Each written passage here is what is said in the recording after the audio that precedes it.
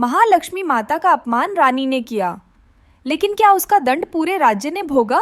सौराष्ट्र देश में एक बार भद्रश्रवा नाम के राजा का शासन था। वे बड़े पराक्रमी और वेदों के ज्ञाता थे। उनकी रानी सूरत चंद्रिका देखने में सुंदर और पतिव्रता थी। उन दोनों को 7 पुत्र तथा एक कन्या थी जिसका नाम श्यामबाला था। एक बार लक्ष्मी जी ने सोचा, क्यों न राजा के महल में वास किया जाए, जिससे राजा को अधिक धन दौलत प्राप्त होगी और वह अपनी प्रजा को और अधिक सुख सुविधा दे पाएगा। अगर किसी गरीब के घर रहूंगी तो धन मिलने के बाद वह स्वार्थी और लालची हो जाएगा और अपने पर ही धन खर्च करेगा। यह सोचकर श्री महालक्ष्मी बूढ़ी ब्राह्मणी का रूप धारण कर रानी के महल के पास पहुंची। द्वार पर एक दासी ने उन्हें रोका और पूछा, माँ, आप कौन हो और रानी से आपको क्या काम है? तब बूढ़ी ब्राह्मणी बनी लक्ष्मी माँ ने कहा, बेटी, मेरा नाम कमला है और मेरे स्वामी का नाम भुवनेश है और हम द्वारकावासी हैं। पिछले जन्म में तुम्हारी रानी एक गरीब वैश्य की पत्नी थी। दरिद्रता के कारण दोनों में प्रतिदिन लड़ाई होती थी और उसका पति रोज उसे मारता था। प्रतिदिन के क्लेश से तंग आकर वह घर छोड़कर जंगल में चली गई। जब वह जंगल में भूखी प्यासी भटक रही थी तो मुझे उस पर दया आ गई और मैंने उसे संपत्ति प्रदान करने वाली महालक्ष्मी कथा सुनाई। मेरे कहने पर उसने महालक्ष्मी का व्रत किया, जिससे माँ उस पर प्रसन्न हो गई और उसकी दरिद्रता दूर हो गई। उसका घर धन वैभव से भर गया। उसके बाद पति पत्नी दोनों परलोक सिधार गए और महालक्ष्मी का व्रत करने के कारण दोनों ने हजारों वर्षों तक लक्ष्मी लोक में वास किया। इस जन्म में उसने राजघराने में जन्म लिया है। सुख ऐश्वर्य के कारण वह महालक्ष्मी का व्रत करना भूल गई और मैं उसे याद दिलाने आई हूँ। बुढ़िया की बात सुनकर दासी ने उन्हें प्रणाम किया और कहा, महालक्ष्मी का व्रत कैसे किया जाता है, मुझे भी बताइए। तब बुढ़िया रूपी माता ने उसे महालक्ष्मी व्रत करने की विधि और महिमा बताई। तब दासी ने बुढ़िया माँ को प्रणाम किया और अंदर जाकर रानी को सारी बातें बता दी। उधर रानी राजवैभव और ऐश्वर्य के कारण अभिमानी हो गई थी।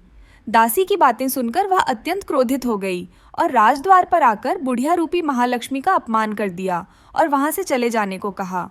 तब अपना अपमान होने पर बुढ़िया रूपी माँ वहां से चली गई। जब माता वन की ओर जा रही थी, रास्ते में उन्हें राजकुमारी श्यामबाला मिली तो माता ने श्यामबाला को सारी बातें बताई। तब श्यामबाला ने अपनी ओर से माता से माफी मांगी। इस पर माता को उस पर दया आ गई। उन्होंने श्यामबाला को महालक्ष्मी व्रत के बारे में बताया। उस दिन मार्गशीर्ष माह का प्रथम गुरुवार था। तब श्यामबाला ने बड़ी ही श्रद्धा से माता का व्रत किया, जिसके कारण राजा सिद्धेश्वर के पुत्र राजकुमार मालाधर से उसका विवाह संपन्न हुआ। उसे ससुराल में धन वैभव और आनंद की कोई कमी न रही। इधर महालक्ष्मी के प्रकोप के कारण राजा का धन वैभव, राजपाट सब चला गया और राजा रानी दोनों को वन में भटकना पड़ा। तब रानी ने एक दिन राजा से कहा, हमारा दामाद इतना बड़ा राजा है और उनके पास धन ऐश्वर्य की कोई कमी नहीं है, क्यों न हम उनके पास जाकर कुछ आर्थिक सहायता मांगे। तब राजा भद्रश्रवा अपने दामाद के राज्य में पहुंचा। उसने राज्य के तालाब के पास रुककर कुछ देर विश्राम किया। जब राजा की दासियों ने उन्हें देखा और परिचय पूछा, तब भद्रश्रवा ने अपना परिचय दिया। जब उन्हें यह पता चला कि वे रानी श्यामबाला के पिता है, तो वे दौड़ते हुए गईं और रानी को सारी बातें बताई। तब रानी ने दासी के हाथ राजसी वस्त्र भेजकर अपने पिता को बुलाकर उसे जलपान कराया और उनका सत्कार किया। जब राजा जाने लगे तो उसने अपने पिता को स्वर्ण मुद्रा से भरा हुआ एक कलश दिया।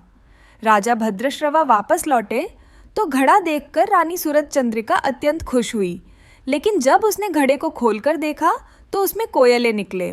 यह महालक्ष्मी के कोप का परिणाम था। इस प्रकार उनके कई दिन दुर्भाग्यपूर्ण बीते। अब की बार रानी स्वयं अपनी लड़की श्यामबाला के पास गई। उस दिन मार्गशीर्ष माह का अंतिम गुरुवार था और श्यामबाला महालक्ष्मी का व्रत और पूजन कर रही थी। जब उसने अपनी माँ को देखा तो माता से भी व्रत करवाया। इसके बाद रानी अपने घर लौट आई। तब महालक्ष्मी की कृपा से उसका खोया हुआ राजपाट, धन वैभव पुनः प्राप्त हो गया और वे लोग सुख शांति से अपना जीवन बिताने लगे।